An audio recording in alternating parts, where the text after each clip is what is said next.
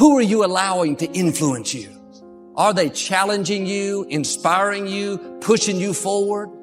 You don't have time to waste with people that bring out the worst in you. Life is flying by. We don't get a do-over. This is it. Well, what if I hurt their feelings? What if you miss your destiny? What if they keep you from becoming who you were created to be? They may not want it bad enough. They may be okay with mediocrity, compromise, and barely getting by in life. That's their choice, but that's not who you are. You have seeds of greatness. You're destined to leave your mark. You weren't created to fit in, to be average, to live with addictions, dysfunction, lack, struggle. You were created to stand out in the crowd, to be a cut above. Now do your part and distinguish yourself. Be willing to do what others won't do. Yes, it takes discipline.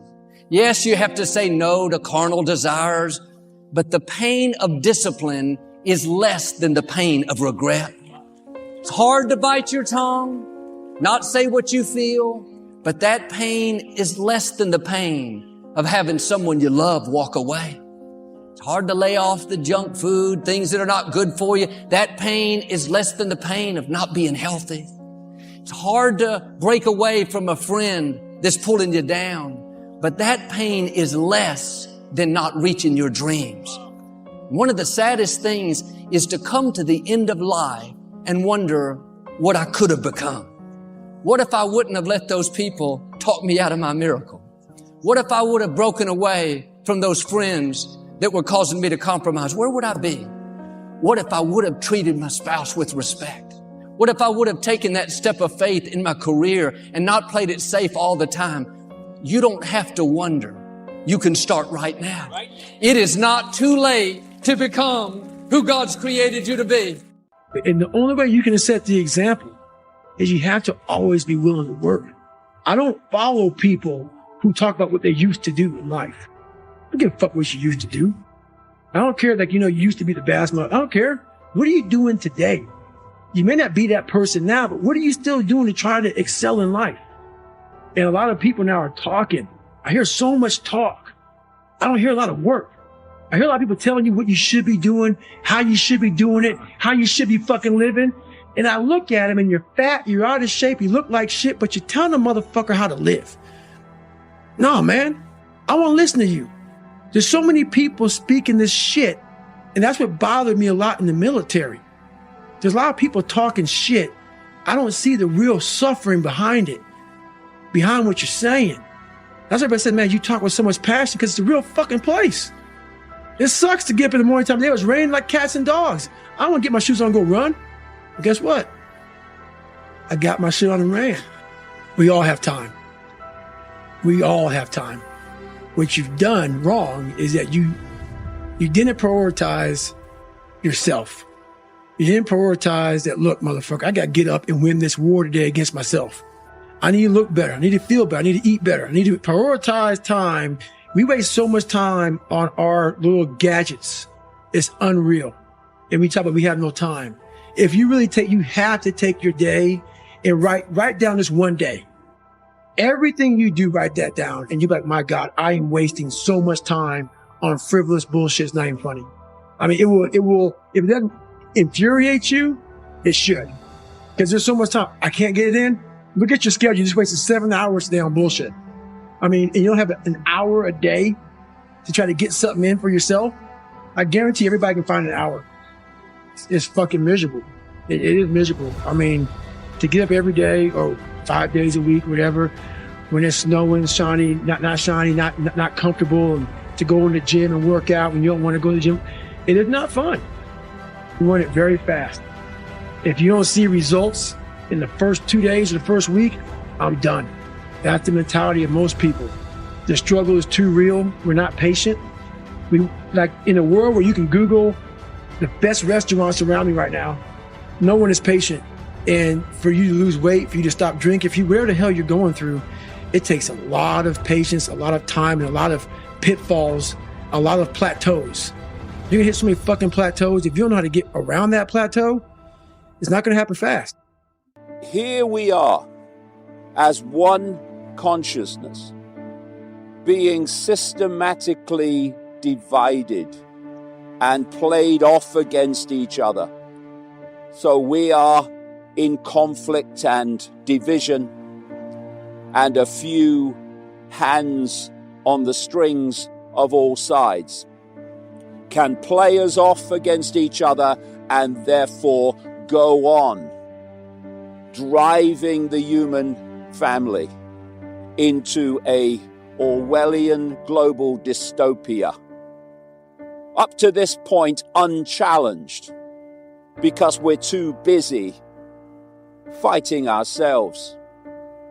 We're not supposed to know that we are all one, because the potential for people coming together in common cause is too great.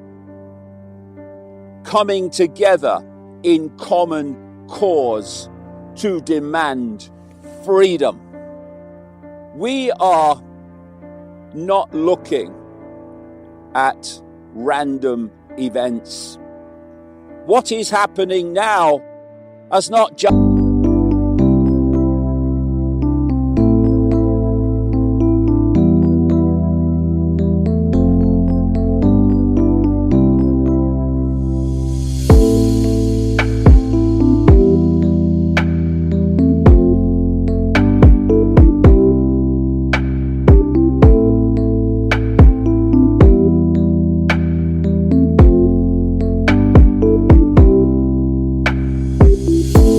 come out of nowhere.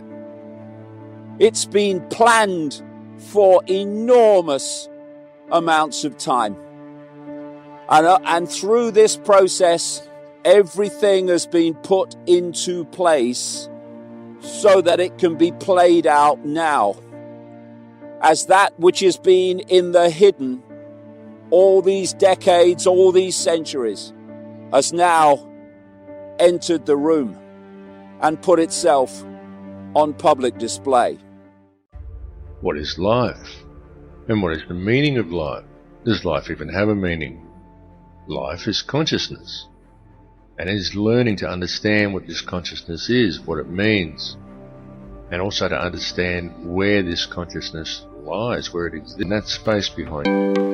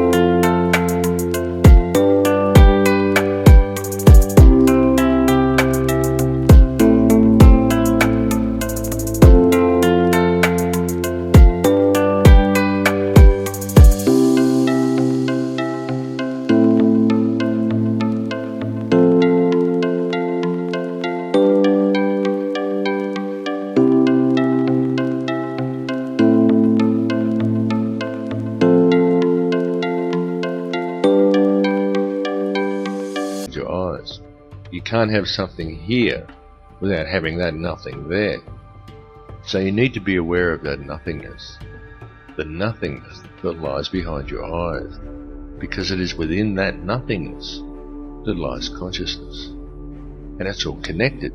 It's connected to ourselves, it's connected to each other, and it's connected to everything in the universe. You need to open your mind to see this, and once you've seen it, the more you can begin to realize it. And the more you realize it, you can quite literally feel it physically, like a warmth and a rise in frequency in your body. The true realization that there is no other, there is only one. And all that truly exists within that singularity is love.